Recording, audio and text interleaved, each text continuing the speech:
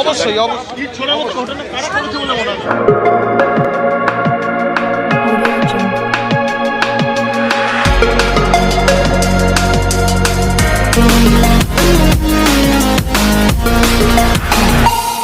নমস্কার, আমি পার্থজিৎ। আপনারা দেখছেন আওয়াজ বেঙ্গল। আজকে ছাত্র সমাজের নেতা সায়ন লাহিড়ীকে মুক্ত করা হলো এবং হাইকোর্টের রায়ে তিনি মুক্ত হয়েছেন আজকে। এবং মুক্তি পাওয়ার পরে তার প্রতিক্রিয়া আপনারা দেখুন। আমি হাইকোর্টের রায়ে খুশি আছি এবং আপনাদের মাধ্যমে বলতে চাই, আমরা যখন গণ আন্দোলন শুরু করেছিলাম তখন বলেছিলাম যে আমাদের যেহেতু কেউ নেই তার জন্য যারা আমাদের এই গণ আন্দোলনের সাথে সমর্থন জানাচ্ছেন তারা যেন আমাদের এসে পাশে দাঁড়ান। তো আপনাদের মাধ্যমে আমি আমাদের রাজ্যের বিরোধী দলনেতা শুভেন্দু অধিকারী মহাশয়ের কাছে কৃতজ্ঞতা জানাতে চাই। তার কারণ তিনি যেভাবে আমার পরিবারের পাশে দাঁড়িয়েছেন এবং আমার পাশে দাঁড়িয়েছেন, আমি চিরকৃতজ্ঞ তার কাছে থাকব। আমাদের আরও সতীর্থরা এখনও জেলে বন্দী আছে, তো তাদেরকেও বার করানোর জন্য আমরা চালাবো। দেখুন, আমরা শান্তিপূর্ণভাবে এই গণ আন্দোলনকে চালিয়েছিলাম, তো শান্তিপূর্ণভাবেই এই আন্দোলন শেষ হয়েছে। কিন্তু তারপরেও যেহেতু আমরা সরকার পক্ষের বিরুদ্ধে নেমেছিলাম, তাই বিভিন্ন দমনপীড়নমূলক নীতি আমাদের ওপর চাপানো হয়েছে। কিন্তু তারপরেও মহামান্য হাইকোর্ট যে রায় দিয়েছে সেটি আমাদের পক্ষে দেওয়ার জন্য আমি চিরকৃতজ্ঞ থাকব। আজ সারাদিন ধরে আমরা দেখেছি যে হাইকোর্টে অনেক প্রশ্ন করা হয়েছে। রাজ্য সরকারের যে নিষ্ক্রিয়তা সন্দীপ ঘোষের এগেনস্টে থেকে শুরু করে আরও নানা ধরনের প্রশ্ন তোলা হয়েছে এবং অবশেষে ছাত্র সমাজের নেতা সায়ন লাহিড়ীকে মুক্তি করা হলো। অবশ্যই রাজ্য সরকার বলে দিয়েছেন এর বিরুদ্ধে তারা সুপ্রিম কোর্টে যাবেন এবং অবশ্যই সেইখানে কংগ্রেসি লিডার এবং প্রখ্যাত আইনজীবী কপিল সিব্বাল এবং মনু সিংভি, এই ধরনের যারা অনেক হাইস্ট পেড যারা আইনজীবী আছেন, তাদের মাধ্যমে কোটি কোটি টাকা খরচা করে রাজ্য সরকার তার জেদ বজায় রাখার জন্য নানা ধরনের কেস লড়েন। তো এই কেসটাও সেরকমভাবেই লড়া হবে এবং অবশ্যই রাজ্যবাসীর ট্যাক্সের টাকা অনেক খরচা হবে। এরকম এর আগেও অনেক কেস সুপ্রিম কোর্টে রাজ্য সরকার লড়ছেন এখনও।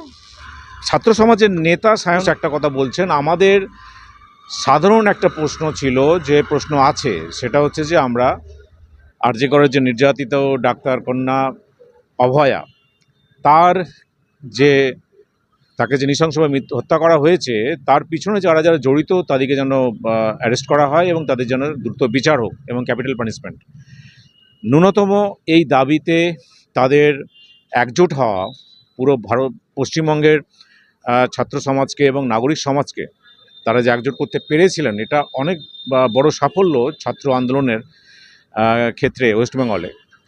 এখানে একটা কথা বলে রাখি যে কদিন আগেও বাংলাদেশে ছাত্র সমাজের যে বিপুল যে সাফল্য তারা পেয়েছেন তাদের আন্দোলনের মাধ্যমে এবং স্বৈরাচারী হাসিনাকে দেশ ত্যাগ পর্যন্ত করতে হয়েছে, সেই সাফল্য আমরা দেখেছি যে ছাত্র সমাজ এক হলে এবং যুব সমাজ এক হলে অনেক শাসকরই গদি টলমল করে। ওয়েস্ট বেঙ্গলেও এই চিত্র আমরা দেখতে পেয়েছিলাম 27শে আগস্ট, এবং সেখানে শুধু ছাত্রদের সঙ্গে অনেক নাগরিক সমাজকেও আমরা অংশগ্রহণ করতে দেখেছি। অনেক বয়স্ক মানুষ, অনেক মানুষকে আমরা দেখেছি যে এই অংশগ্রহণ করতে এই ছাত্র সমাজ আন্দোলন এবং পুলিশের যে দমনপীড়ন, পুলিশের যে অত্যাচারের বিরুদ্ধে সাধারণ মানুষ রাস্তায় নেমেছিলেন। এই ছাত্র সমাজের আন্দোলন নিয়েও আবার ওয়েস্টবেঙ্গলের যারা তথাকথিত প্রগতিশীল ছাত্র সমাজদেরও একটা অ্যালার্জি কাজ করেছে। তারা ট্যাগ লাগিয়ে দিয়েছে এটা হচ্ছে যে বিজেপি আরএসএসের ছাত্র সমাজ, কিন্তু বিজেপি আরএসএসের হয়ে কিন্তু এই ছাত্র সমাজ রাস্তায় নামেননি। যদিও সায়ন লাহিড়ীকে মুক্ত করার জন্য বিরোধী দলনেতা শুভেন্দু অধিকারী অনেকটাই কার্যকর ভূমিকা নিয়ে অনেক চেষ্টা করেছেন, আইনজীবী নিয়োগ করেছেন এবং তার পরিবারের পাশে দাঁড়িয়েছেন, এটাও একটা বড় ব্যাপার। কিন্তু সাধারণভাবে যে ছাত্র সমাজ বলতে আমরা বুঝি তারা আন্দোলনরত প্রগতিশীল, সেই বাম ছাত্র সমাজ, বিভিন্ন ইউনিভার্সিটির আগুন ঝরানো বিপ্লবী ছাত্র সমাজ, তাদের মধ্যে অদ্ভুত একটা কন্ট্রাডিকশন কাজ করে, সেলফ কন্ট্রাডিকশন। তারা নিজেদের সক্ষমতায় কখনোই এই ধরনের সারা রাজ্যব্যাপী যে আন্দোলন ছড়িয়ে দেওয়া, ছাত্র সমাজকে একসাথে করা বা নাগরিক সমাজকে একসাথে করার মতো আন্দোলন তাদের স্মরণাতীত কাল থেকে তাদের দ্বারা হয়ে ওঠেনি। নন্দীগ্রামের যে আন্দোলন হয়েছিল তার মধ্যে শুধুমাত্র বাম দলগুলো নয়, ডান দল সহ নাগরিক সমাজের সমস্ত মানুষই ছিলেন। সেখানে কিন্তু তারা প্রশ্ন করেননি যে ওরা এসছে আমরা কেন যাব। তো এগুলো শুরু হয়েছে আমাদের পশ্চিমবঙ্গে। এই ধরনের বিভাজন অনেক আগে থেকেই রয়েছে। অত্যাধিক প্রগতিশীল রাজ্য এবং তার মধ্যে আরও বেশি যে সেলফ কন্ট্রাডিকশন, এবং প্রচুর প্রগতিশীল তথাকথিত ছাত্র নেতা ছাত্র তারাও কিন্তু এতে অংশগ্রহণ করেননি, কারণ তারা মনে করেছেন এটা বিজেপি এবং আরএসএসের এটা মুভমেন্ট। কিন্তু এটা সর্বৈব ভুল ধারণা, এবং ভুল ধারণা প্রচার করে দেওয়া হয়, এতে মমতার হাত শক্তিশালী করানো হয়।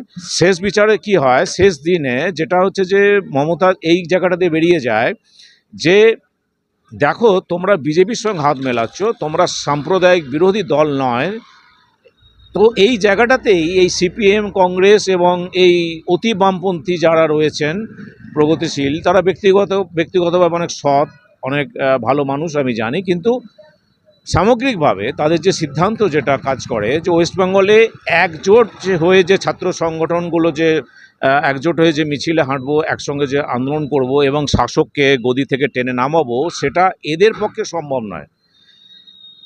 সেটা প্রমাণ আমরা পেলাম এই ছাত্র সমাজ যখন আন্দোলন করছে, তাদের এই আন্দোলনে অংশগ্রহণের যে তাদের অনীহা, সেটা আমরা দেখতে পেয়েছি।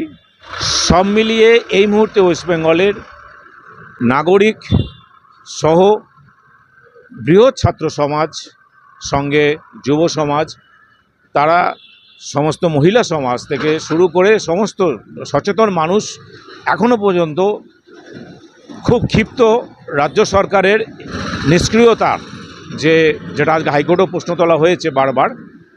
সেটা প্রত্যেক রাজ্যবাসীও চাইছেন যে খুব তাড়াতাড়ি যাতে বিচার পান নির্যাতিতার পরিবার, এবং যাদিকে আড়াল করে হচ্ছে সেই দোষীদের যেন খুঁজে বার করা হয় এবং তাদের শাস্তি দেওয়া হয়।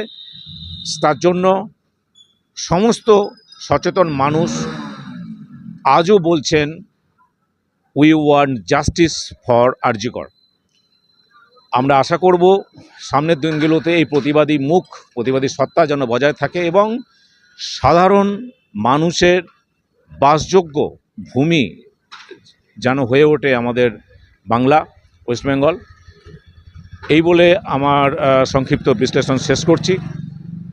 আমাদের প্রোগ্রাম ভালো লাগলে আপনারা লাইক, শেয়ার, সাবস্ক্রাইব করবেন এবং কমেন্ট বক্সে কিছু লিখবেন। ভালো থাকুন, সুস্থ থাকুন। জয় ভারত, জয় বেঙ্গল।